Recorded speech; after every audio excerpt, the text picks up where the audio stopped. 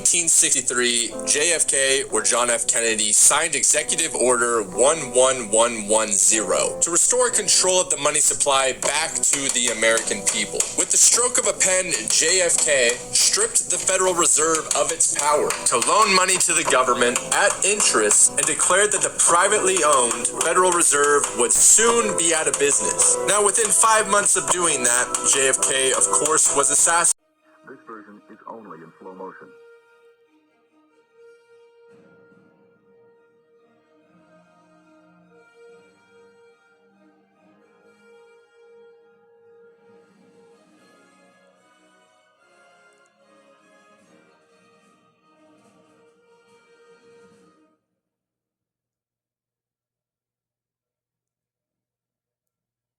Then in walks Lyndon B. Johnson, and guess what he immediately reversed?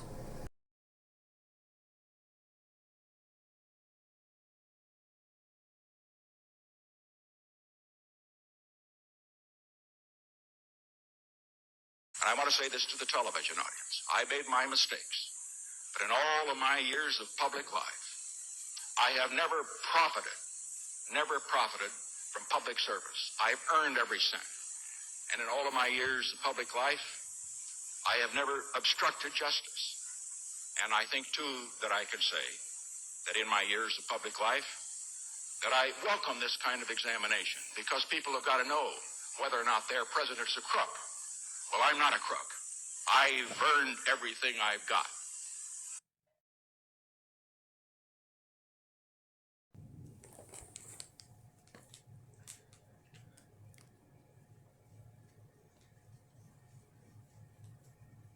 Good evening.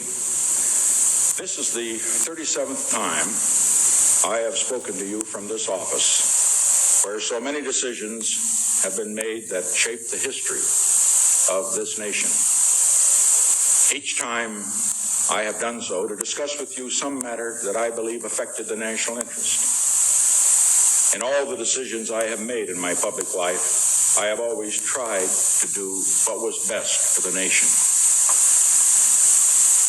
Throughout the long and difficult period of Watergate, I have felt it was my duty to persevere, to make every possible effort to complete the term of office to which you elected me.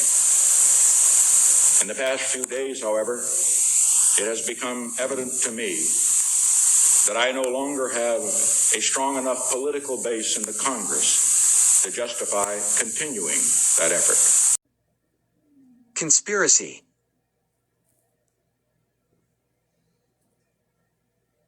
Conspiracy.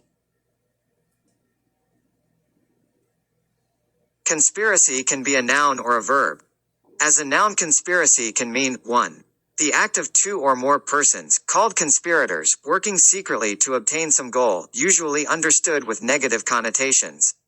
2. An agreement between 2 or more persons to break the law at some time in the future. 1,000 feet up is a small hut.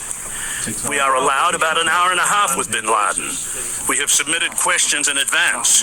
He agrees to answer most of them, but does not allow follow-up questions. Mr. bin Laden, you have declared a jihad against the United States. Can you tell us why?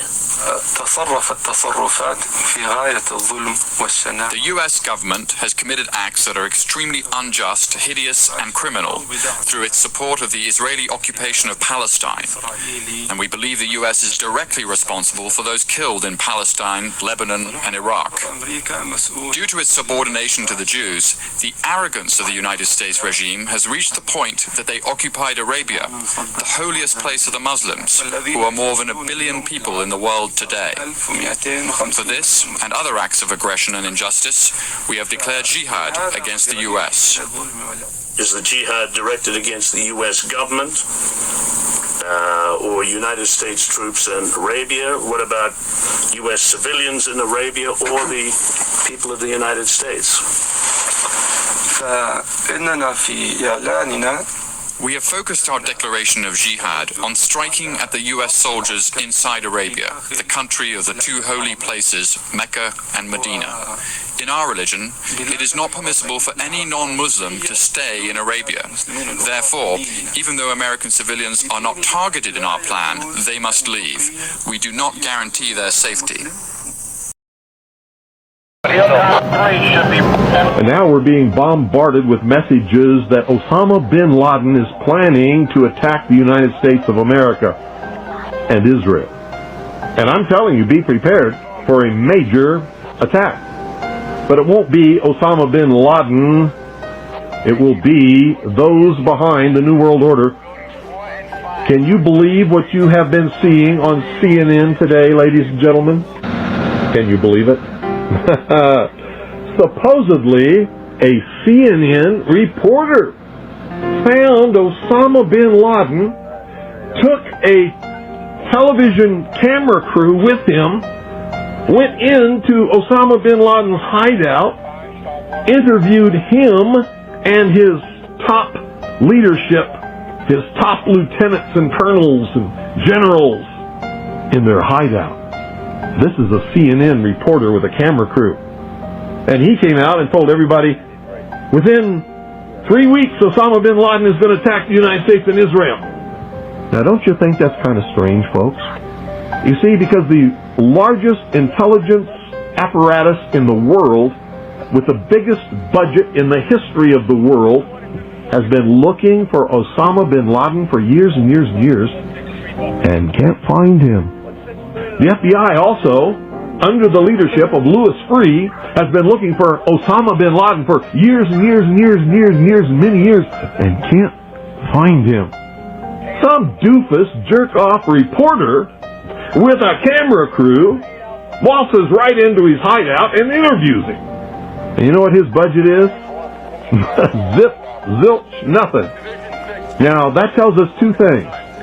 Either everyone in the intelligence community and all of the intelligence agencies of the United States government are blithering idiots and incompetent fools, including the entire apparatus of the FBI and all of their personnel, or they're lying to us. They're not looking for him at all. And the second is the truth. You see, the CIA created Osama bin Laden. They recruited him. They trained him. They found his leadership. They brought them all together. They showed them how to fight the Soviet Union in Afghanistan, and when that was over, they still continued to fund him and train him, and they're now using him to help bring about world government by making him the big boogeyman because they can't use Saddam Hussein anymore. Did you ever hear of Osama bin Laden before you heard of Saddam Hussein? When did you start hearing of Osama bin Laden? It was after Saddam Hussein and Iraq were supposedly neutralized in the Gulf War, because they needed a new boogeyman. A reporter from CNN and his little camera crew got into Osama bin Laden's secret hideout and conducted an interview. If you don't believe me, tune into CNN. They're probably running it right now as I'm speaking. And if you believe it, you are one of the stupidest jerks that ever lived on the face of this earth. And whatever is going to happen that they're going to blame on Osama bin Laden, don't you even believe it. Another social illusion, social engineering project to change the minds and the attitudes and the beliefs of the people of the world, and especially the United States, to bring about one world socialist totalitarian government. The CIA, the NSA, the FBI, the Defense Intelligence Agency could not find Osama bin Laden in their wildest dreams. But Timothy McVeigh and Terry Nichols could, and recruit him to be their partner in blowing up the Alfred P. Murrah Federal Building. Bullshit! How stupid can you be? These guys didn't have a nickel between them. Not a nickel between them. How dumb can you, how stupid can you be? So why do all these fools believe this charade? That a CNN reporter and his little camera crew can do with all the money and all the assets and all the eavesdropping and all the intelligence and all the satellites and all the undercover operatives in the world, can never do. It's because they're not trying. They don't want to. Osama bin Laden is their creation, and he is serving them well. When in hell are all you people going to wake up? Are you kidding me? I mean, is this some kind of incredible joke that people are so stupid they'll fall for this?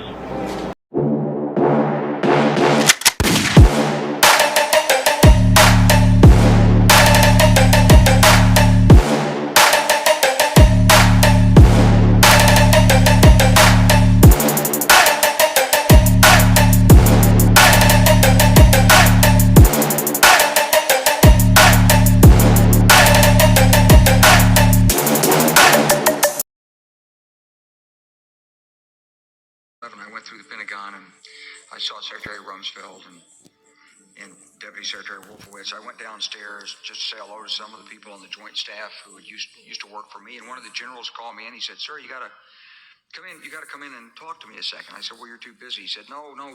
He says, "We've made the decision. We're going to war with Iraq."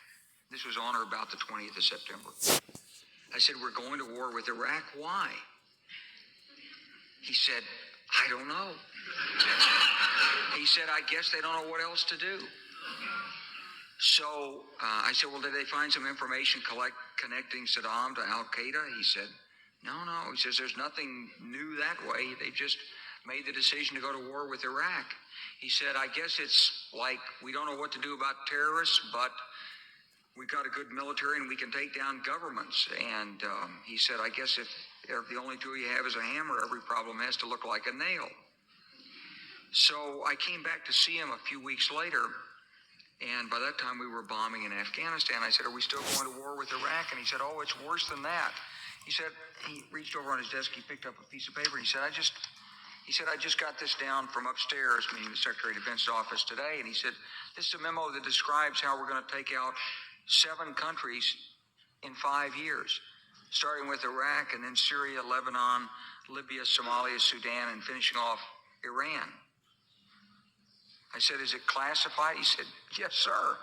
I said, "Well, don't show it to me." And I saw him a year or so ago, and I said, "You remember that?" He said, "Sir, I didn't show you that memo. I didn't show it to you." I'm sorry, what did you say his name was? I'm not going to give you his name. So go through the countries again. Well, starting with Iraq, then Syria and Lebanon, then Libya, then Somalia and Sudan, and then back to Iran. Gary. Mental conception, reflection, consideration. Coherent statement or set of ideas that explains observed facts or phenomena, or which sets out the laws and principles of something known or observed, the hypothesis confirmed by observation, experiment, etc. The underlying principles or methods of a given technical skill, art, etc., as opposed to its practice. The effects of the agent? Everyone's moving.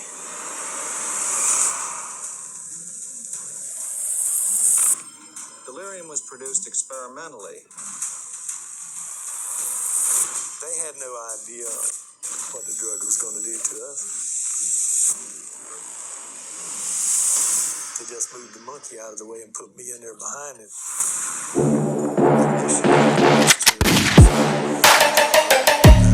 Produce incapacitation.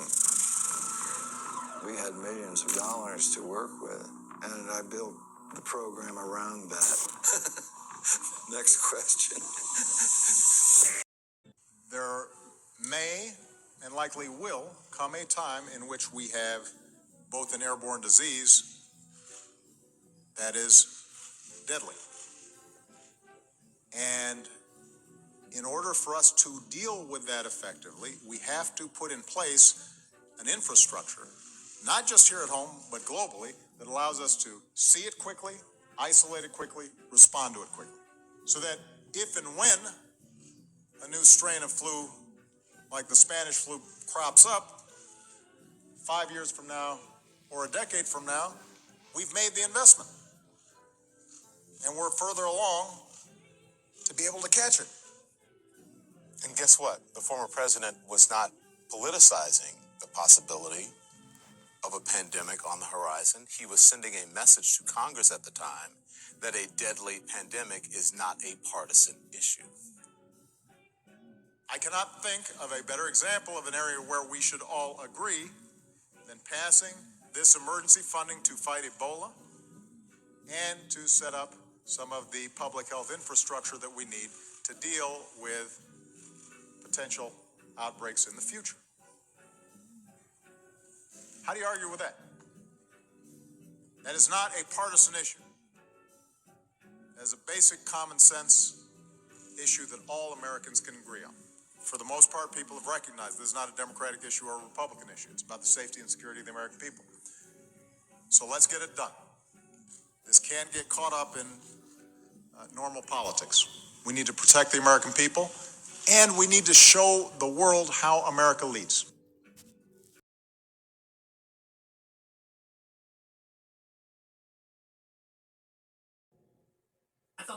Take a look at some of these charts. I'd love to. We're going to look. Let's look. And if you look at death, It's starting to go up here's again. one. Well, right here, the United States is lowest in numerous categories. We're lower than the world. Lower than We're the lower world. than What is that? Europe. In what? Look. In what? Take a look. Right here. Here's case death. Oh, you're doing death as a proportion of cases. I'm talking about death as a proportion of population. That's where the US is really bad. Well, Much worse than South Korea, Germany, etc. you can't do that. You have Why to go. can't I do that? You have to go by. You have to go by where. Look, here is the United States. You have to go by the cases. So Donald Trump is saying the US is lower than the world. Let's have a look at that. Taking data from the leading authority on the virus, the Johns Hopkins Coronavirus Resource Center, which is based in the US. Here are the 5 countries with the highest total of confirmed cases. America is far, far above the other 4. Next, the number of deaths in the 5 worst hit countries. America is again a long way clear. And this shows the top 5 when we look at the number of new daily confirmed cases over the last week. America has been in front, it's just dipped below India. But that raw data doesn't include population size, doesn't account for it, so let's add that in. This shows the number of deaths per 100,000 people. The UK is on top there, the US is 4th. Many consider that to be the single most helpful guide in assessing the impact of the virus in each country. The president, though, was focused on the mortality rate. That's the number of deaths compared to the number of confirmed cases. Again, the UK is on the top, the US is 14th, so not top, but certainly not lower than the world, as President Trump claimed. Every day being reported. The president said just this weekend that the U.S. has the lowest mortality rate in the world. Is that factually correct? Not at all, not even close. I mean, by almost every measure, the U.S. is one of the worst. And I think we can change that, but it's an ugly picture. Why are we one of the worst? We actually had criteria for opening up that said you had to have cases declining, and we opened up with cases increasing. We somehow got masks as this politicized thing that, somehow, and some like harbinger of freedom that just covering your mouth was awful. And, so now we can move forward. Now we have the president saying that he hears from some people that it's good to wear a mask. And so let's run with that and try to get compliance levels up to something like the European level. I want to turn now to the race for a cure. We've seen a lot of promising news this week on the vaccine front. What do you make of the results from AstraZeneca and Moderna? Well, it's very hard to characterize complex scientific things in a sort of simple to understand format. We don't know if these vaccines will work. We don't know if they'll work to avoid deaths. We don't know if they'll work to avoid transmission. That's why we're working on so many first-generation vaccines and a whole bunch of second generation vaccines that, although they'll take more time, they are more likely to be extremely effective. It's great the US government has been willing to fund vaccine manufacturers. Our foundation is partnered with them on that. That's something in my regular phone calls with Dr. Fauci, we update each other on, okay, how are we working with various companies? Which ones do we think So next week marks a huge milestone. We have Operation Warp Speed is going to begin phase 3 for 4 of these vaccines. Right here in the US, they're trying to do 30,000 for each of those 4 vaccines, about 120,000 people totally. When will we know? How do we know if these vaccines are working? Well, there's 3 things you'd like from a vaccine. You'd like it to be very safe in all the populations that you indicated for, no side effects. You'd like it to block transmission, and you'd like it to avoid the individual who gets the vaccine getting sick. The phase 3 endpoint is slightly different than those things so that we can accumulate events quickly. So we aren't doing it like a long-term vaccine thing. And even calling it warp speed is scary because it suggests that you're willing to make trade-offs against safety, which you should never be willing to do. The FDA is being pressured to allow what's called just a correlate approval. Fortunately, they've held the line on that to this point because we wouldn't know enough just based on the antibody levels.